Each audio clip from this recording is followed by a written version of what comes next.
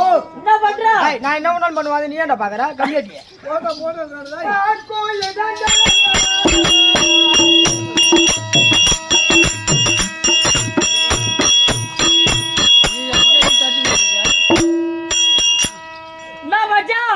குடும்ப குட்டி வேற போயிடுச்சு. நாம தான் கூத்துக்கு வந்திருக்கோம்.